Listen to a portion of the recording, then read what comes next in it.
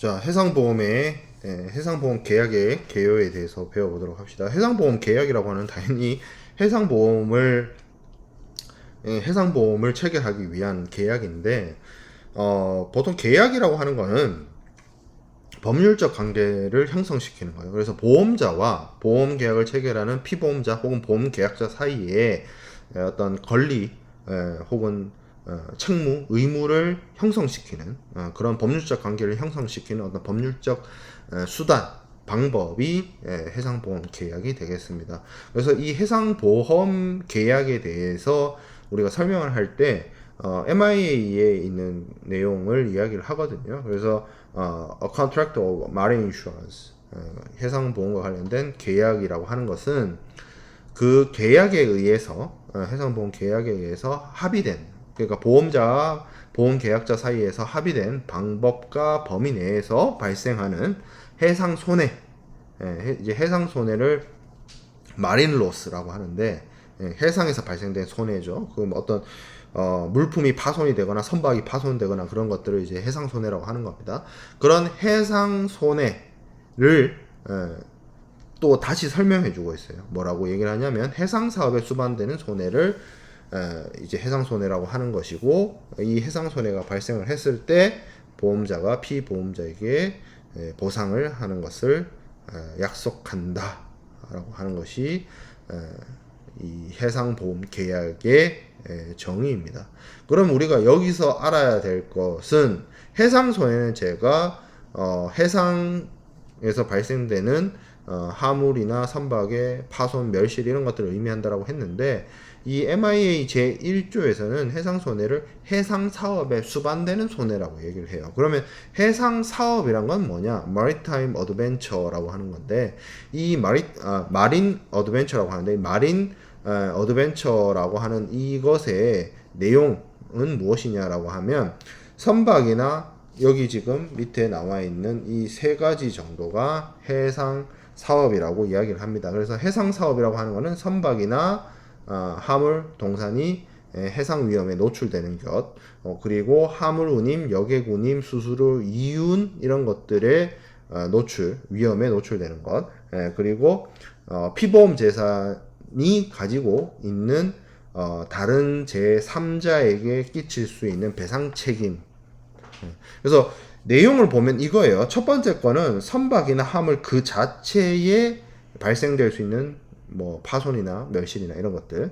두 번째는 요거가 관련된 어떤 금전적인 부분 있죠. 운임이라든지 수수료, 이윤, 전도금, 대출금, 그리고 선비란 표현이 등장을 하는데 disbursement라고 하는 건데, 이거는 쉽게 말해서 선박을 운영하기 위해서 뭐 선주나 운송회사가 투자하는 금액이라고 생각하면 됩니다. 주로 이제 뭐 연료라든지 뭐 부장품, 부속품, 식료품 뭐 이런 것들 있죠. 그런 선박에 투입되는 선박 비용, 선박 비용을 disbursement라고 하고요.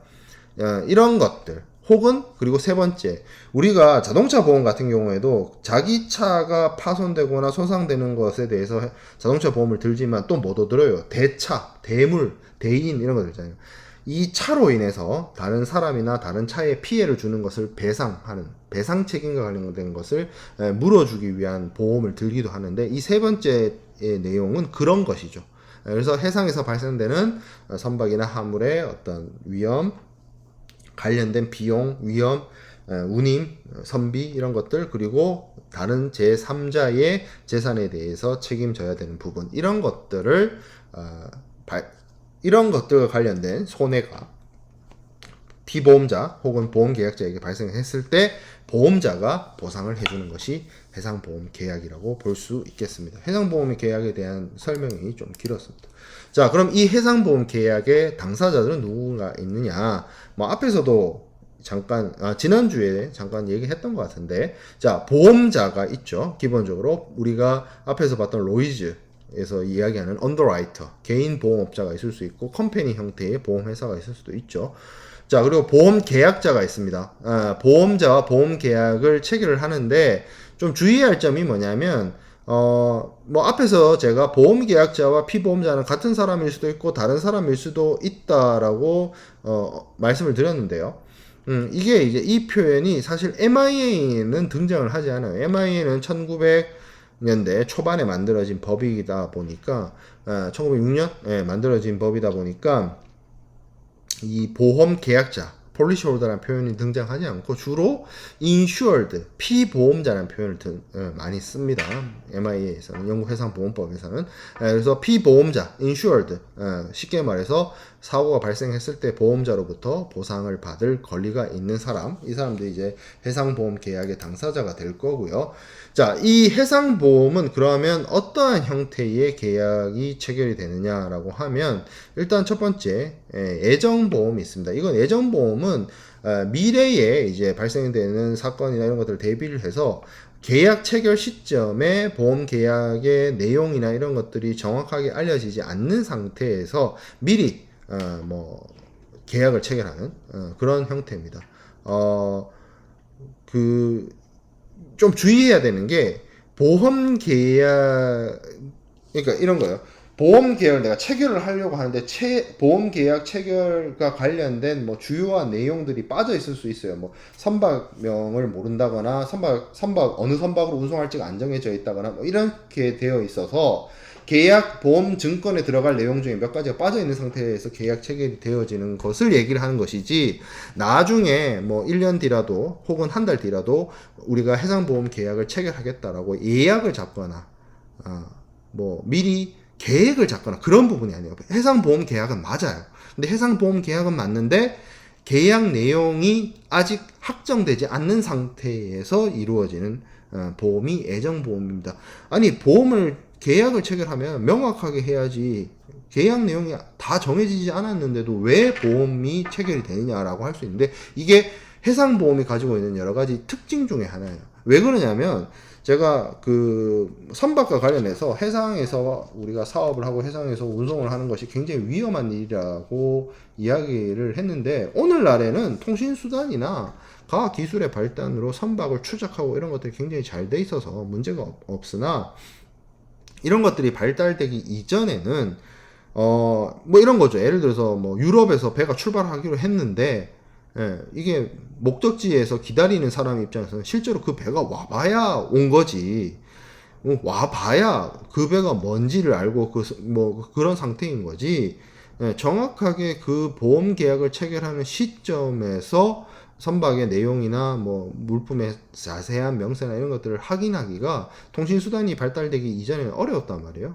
그래서 그냥 그거는 나중에 사고가 났을 때 우리가 확인해보자는 취지에서 보험 계약에 들어갈 내용이 뭐 피보험자도 모르고 보험자도 모르는 그런 상태에서 있다는 것을 전제하에 계약을 체결하는 일들이 비일비재했어요. 그런 전통들이 많이 남아 있습니다. 특히 소급보험 같은 경우에. 그래서 예정보험 형태로 보험계약이 체결되는 것이 있고, 또 해상보험이 다 그럼 예정보험이냐? 그렇지도 않아요. 확정보험 형태가 있어요. 그러니까 보험계약 체결의 주요한 내용들이 이미 다 정해져 있어. 선박은 뭐고, 물건은 뭐고, 가격은 얼마고, 보험 금액, 보험료는 얼마고 다 정해져 있어서 보험 계약이 체결되어지는 그런 형태를 확정보험이라고 합니다. 예정보험과 확정보험 차이점 알아두면 되고, 자, 그러면 이 예정보험에는 어떤 것들이 있느냐? 개별 예정보험이 있고 포괄 예정보험 계약이 있습니다. 개별 예정보험 계약은 보험 건바이 건을 말해요. 쉽게 말해서. 그래서 화물을 선적할 때마다 매 건별로 개별적인 예정보험 계약을 체결하는 것을 주로 이야기하는 거고, 뭐 금액이라든지 뭐 물품의 수량이라든지 이런 것들이 정해지지 않은 상태에서 진행이 되는 것이고요. 포괄 예정보험 계약이라고 하는 것이 있습니다. 사실 실무적으로 오늘날 보험 실무에서 가장 많이 사용되는 보험 계약의 형태가 포괄 예정 보험 계약이에요. 이건 그래서 실무에서 하시는 분들이 오픈 커버, 오픈 팔리시, 뭐 이런 형태로 이야기하고 지칭을 합니다. 그건 뭐냐면 해상보험 계약을 매 건별로 계약을 체결하고 운영을 하는 것이 아니라 기간을 정해서 장기간에 걸쳐서 보험 계약을 체결하고 실제로 보험과 관련된 해상 사업이 진행이 될 때 이를 피보험을 피보험자가 보호를 받는 그런 시스템인데, 자 1년 동안 포괄 예정 보험 계약을 체결한다라고 하면 여러분들은 지금 이 순간에 이 이야기를 딱 듣는 순간, 그러면 뭐 해상 사업이 1년 동안 지속이 되는구나라고 생각할 수가 있어요. 하지만 그렇지 않습니다. 이게 무슨 얘기냐면, 자, 앞에서 개별 예정 보험 계약의 경우에는 건 바이 건으로 실제로 해상 운송을 할 때마다 해상 보험 계약을 체결한다고 이야기를 했잖아요. 근데 예를 들어서 뭐 한 달에도 수차례 뭐 1년으로 쳤을 때 뭐 한 30번에서 한 50번 정도의 해상 운송 계약을 체결하고 컨테이너를 뭐 북미로 아니면 유럽으로 보낸 사람이 있다고 칩시다. 1년에 그러면 뭐 그 사람이 많게는 50번, 많게는 50번, 적게는 30번의 운송을 한다고 쳤을 때 개별 예정 보험 계약을 체결한다라고 치면 이 사람은 1년에 30번에서 50번의 보험 계약을 체결해야 돼요. 굉장히 번거롭습니다. 그래서 포괄 예정 보험 계약이란 건 뭐냐면 이 사람이 1년 동안 진행할 해상 사업을 한꺼번에 하나의 보험 계약으로 보험자와 보험 계약을 체결하는 겁니다. 그러면 그 보험자 입장에서는 1년 365일 동안 모든 기간을 책임지는 것이 아니라 이 사람이 실제 운송을 하게 되면, 예를 들어서 뭐 30번이 됐든 50번이 됐든 그 실제 해상 운송이 일어나는 그때만 보험자 입장에서 피보험자에게 해상 운송 화물에 대한 보호를 제공하면 되는 거예요. 만약에 그 운송과 관련된 무역업자가 실제로 해상 운송을 하지 않고 그냥 자기와 관련된 사업이 해상 운송 중이지 않아요.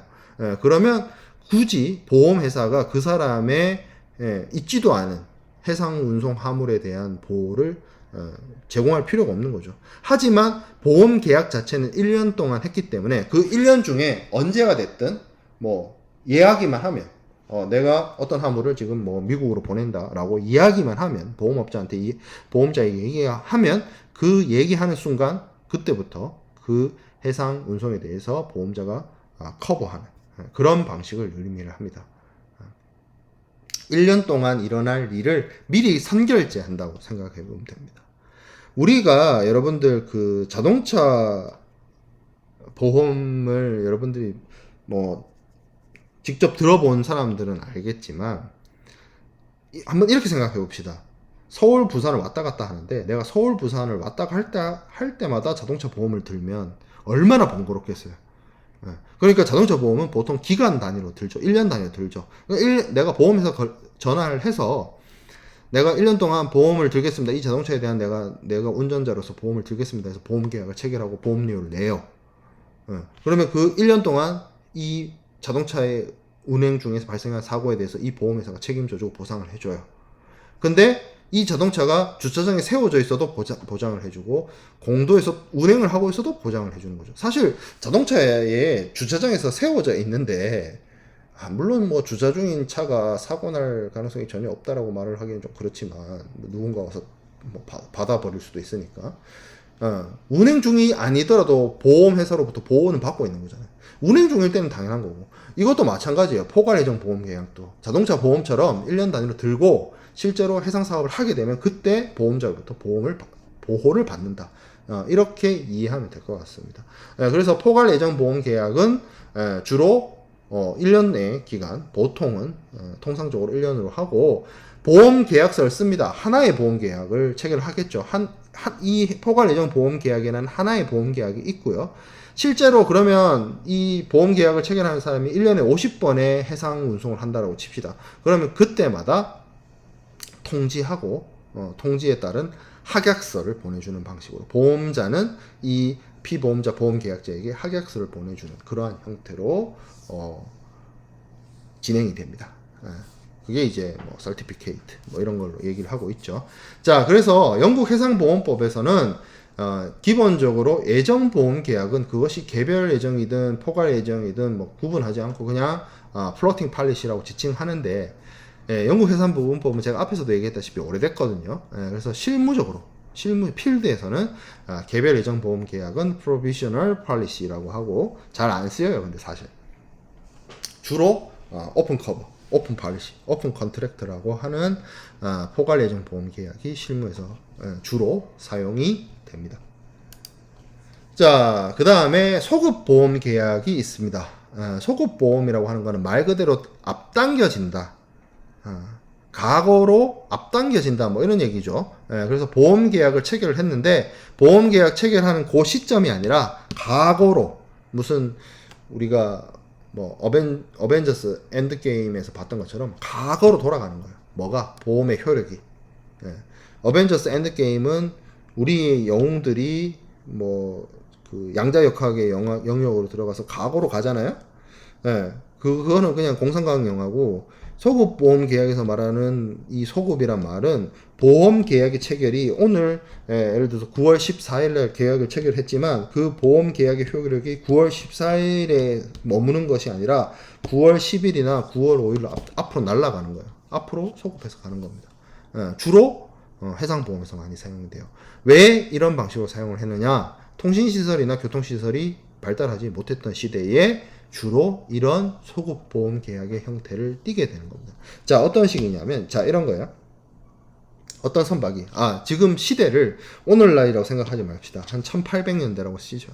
1880년대라고 이야기를 해봅시다. 자, 1880년대에 내가 예를 들어서 미국에 있어요. 근데 유럽에서 배가 들어오기로 했어요. 그 배는 예를 들어서 6월 1일 날 런던을 출발을 했어요. 그래서 미국에 뉴욕으로 온다고 치자고요. 그럼 뭐 한 달이 걸린다고 칩시다. 6월 1일 출발해서 7월 1일 날 도착을 한다라고 쳤을 때 보험을 드는 거예요. 이 사람이. 보험을 듭니다. 한 6월 1일에 출발했다 하더라도 6월 1일 출발한 사실을 뉴욕에 있는 사람이 알려면 대충 그래도 뭐 아무리 빨리 알아도 한 6월 7일이나 6월 10, 그 당시에 교통통신 수단으로서 뭐 전신이나 전보가 있었는지 모르겠는데 어쨌든 정확하게 바로 알 수가 없죠. 6월 1일 당일날 알 수가 없죠. 뉴욕에 있는 사람이 런던에 있는 사람, 런던에서 일어난 일을 그 당시에 실시간으로 어떻게 알아요? 1880년대에. 그 6월 1일날 출발을 하겠다라는 계획 정도는 뭐 미리 서로 통신을 했으면 알고 있었으려나? 아무튼 그런 상황에서 보험을 드는 거예요. 그래서 한 6월 10일 날 이제 보험을 듭니다. 자, 그러면 이 보험 계약의 내용은 런던에서 출발해서 뉴욕에 도착하는 화물의 멸실 손상에 대해서 보험자가 보상하는 그런 보험 계약을 체결했다고 칩시다. 근데 보험 계약은 6월 10일 날 맺었어요. 근데 만약에 6월 1일 날 런던에서 이 상태에서 런던에서 출발한 배에 실려있던 화물이 한 6월 5일 날쯤 사고를 당했다 칩시다. 그래서 화물이 파손이 됐어요. 100% 파손이 됐어요. 근데 보험 계약은 사실 6월 10일 날 체결이 됐잖아. 그러니까 5일 전에 일어난 사건이 있고 그 사건이 일어났다는 사고가 일어난 걸 모른 채로 여기서 가장 중요한 거는 모른 채로예요. 모른 채로.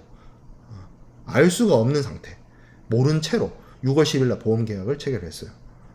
그래서 이 경우에 보험 계약 체결이 과거에 있었다 하더라도 뒤에 있었다 하더라도 시간적인 순서에서 뒤에 있었다 하더라도 6월 5일 날 발생한 사고에 대해서 보험회사가 보상을 해줍니다. 그게 소급보험. 그게 소급보험의 원래 메커니즘이에요. 그래서 발달을 해왔죠. 지금 오늘날의 소급보험은 사실 이거보다는 운송 중 전매, 운송 도중에 발생된 전매, 그러니까 그 운송 도중에 물건의 주인이 바뀌는 그런 여러 가지 사건이라고 하는 거래, 그런 것에 적용하기 위한 제도로서 소급보험이 있는 건데 원래 소급보험의 태생은 이런 의미입니다.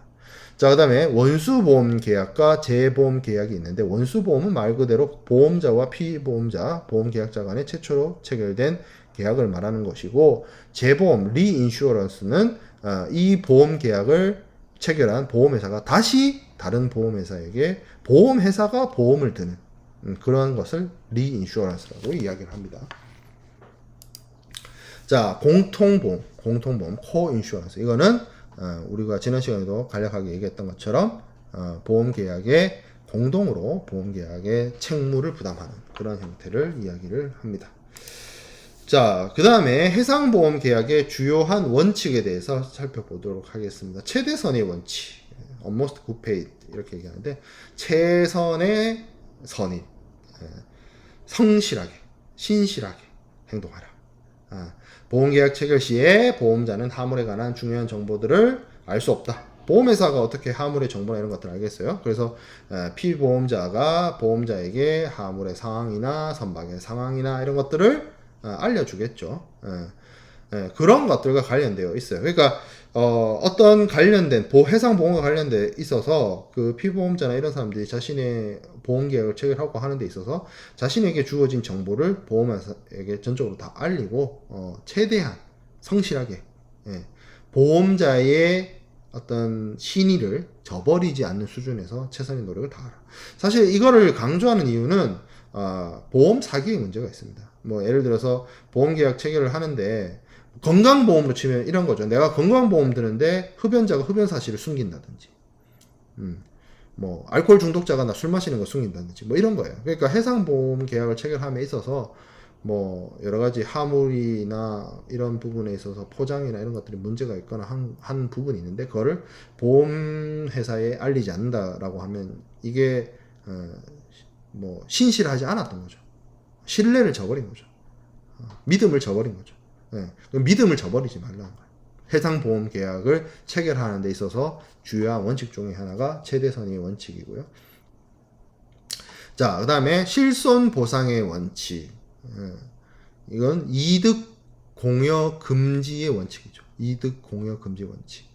해상보험이나 손해보험의 대표적인 원칙 중에 하나죠. 이런 것들을 통해서 피보험자가 자신의 어떤 그 보험 목적물보다 더 높은, 더 큰 이익을 받지 않도록 하는 것인데, 이거는 실제로 발생된 손해액만큼만 보험자가 피보험자에게 보상하도록 하는 그러한 원칙이 되겠습니다. 이거는 철저하게 손해보험에서만 적용이 되고요. 생명보험에서는 적용되지 않습니다. 왜 그러냐면 어떤 물건이라고 할 수 있는 재물은 그 물건의 가치를 판단할 수가 있기 때문에 그 물건이 파손되었거나 분실되었을 때 그 물건의 가치를 기초로 해서 그 물건을 갖고 있는 당사자의 어떤 손해를 정확하게 파악할 수가 있어요. 근데 사람의 생명이라고 하는 것은 물론 실제 생명보험에서는 그 사람의 어떤 경제력이나 경제 활동을 꾸준히 했을 때 벌어들일 뭐 소득이나 이런 것들을 바탕으로 그런 것들을 기초로 계산을 하긴 합니다만, 사람의 생명을 금전적으로 계산을 한다는 것 자체가 굉장히 어려운 영역이거든요. 그렇기 때문에 뭐 실제 입은 손해, 사람이 다치고 죽었는데 실제 손해, 그래서 굉장히 산정하기가 어렵다는 거죠. 자, 그리고 손해보험은 기본적으로 어떤 사람이 손실을 입었을 때 그 손실을 회복하는 것을 목적으로 합니다만, 반대로 생명보험은 예를 들어서 그 사람 죽었어요. 그 사람 죽은 사람, 예를 들어서 생명보험을 들었는데 그 생명보험에 가입된 사람이 죽었어요. 그럼 그 죽은 사람한테 보험금을 주는 게 아니죠. 그 사람이 돌아가심으로 인해서 큰 어떤 심리적으로나 경제적으로나 정서적으로나 피해를 입은 유가족들에게 돌아가죠.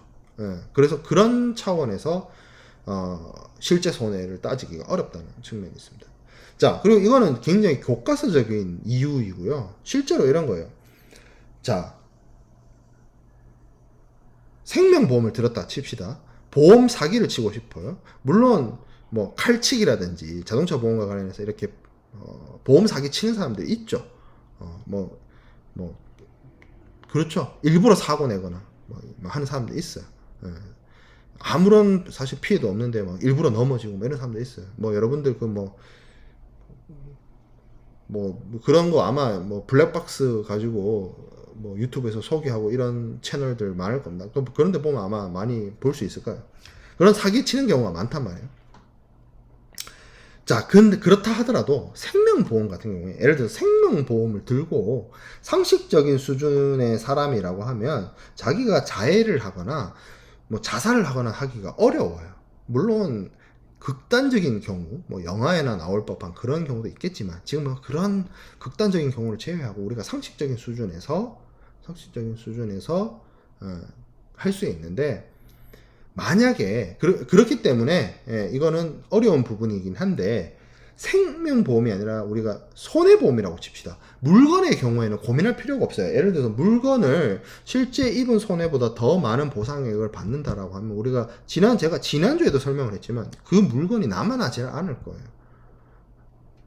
사람이 자해를 하거나 자살을 하는 거에 있어서는 고민이 많겠지만, 내가 내 물건 부셔버리면, 내가 물건 부신 거 가지고 더 큰 수익이나 더 큰 기대 이익을 얻는다라고 친다면 그건 당연한 선택을 할 수 있는 부분이란 말이에요.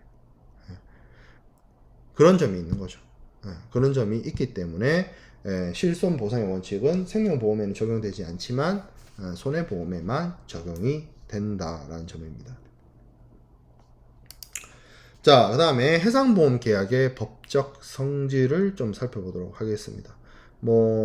첫 번째로 낙성 계약입니다. 이거는 당사자의 의사 표시만으로 성립을 하는 거죠. 그래서 보험 계약자가 보험을 들고 싶다라는 제안을 하면 보험회사가 이걸 받아들이면 보통 모든 사적 계약이 이런 방식으로 체결이 되죠. 그래서 여기 낙성 계약, 분료식 계약, 유상 계약, 쌍무 계약 이렇게 나와 있는데, 이거는 사실 요 네 가지는 무역 계약의 법적 성질과 똑같아요.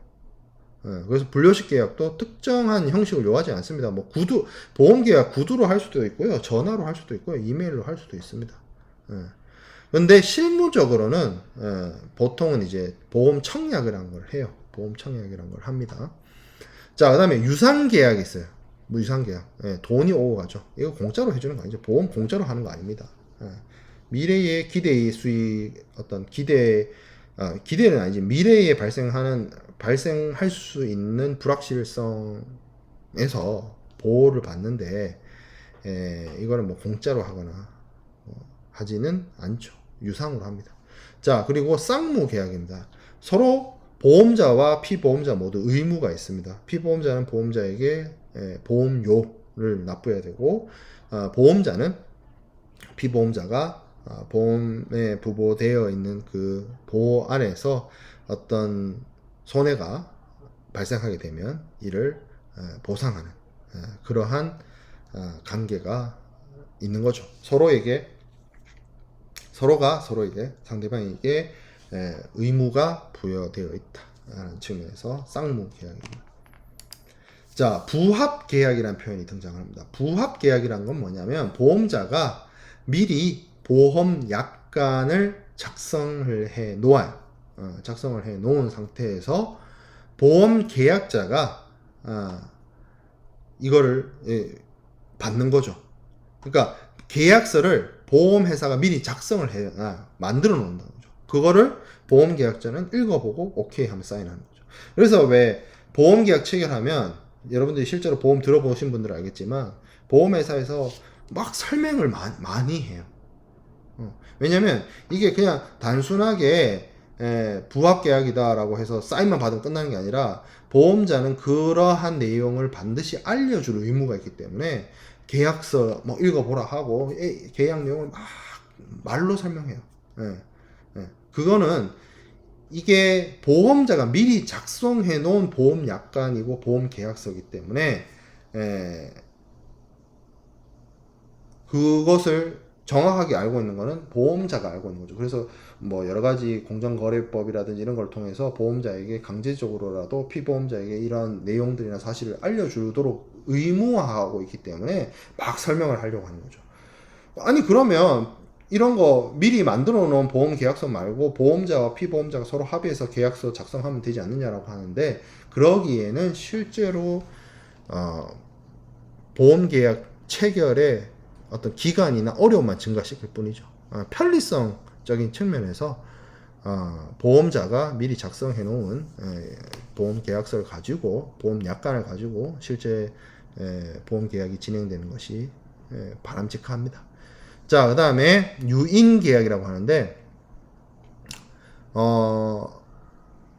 어떻게 보면 이 쌍무 계약하고도 같은 취지인데 보험료 납부가 있어야 보험자의 어떤 손해보상이 이루어지는 관계예요.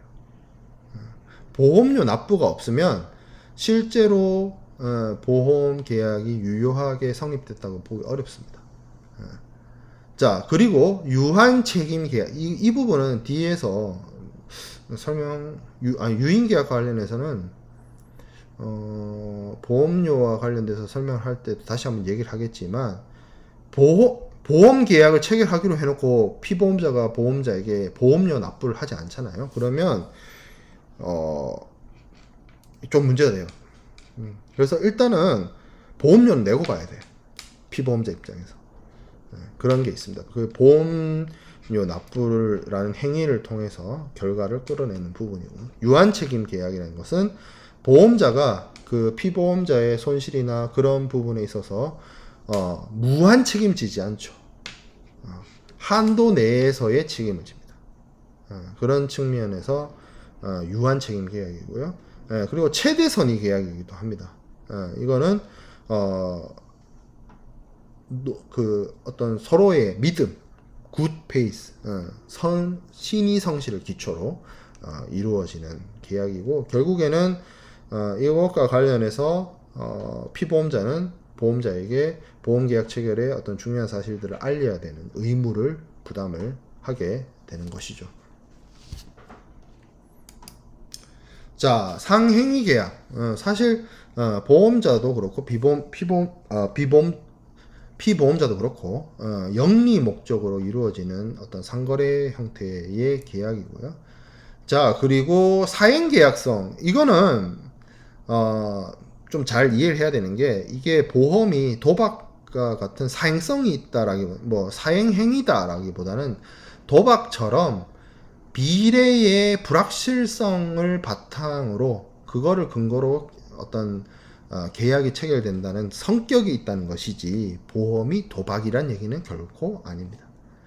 자, 그리고 계속 계약이라는 얘기가 있는데, 채무 실현이 시간적 계속성을 갖는다라는 것인데, 이게 뭐 단건 계약의 경우도 있지만 개별 계약의 경우도 있지만, 앞서 우리가 살펴보았던 포괄 예정 보험처럼 장기간에 걸쳐서 1년 동안 지속되는 그러한 계약의 형태를 가지고 있기도 합니다.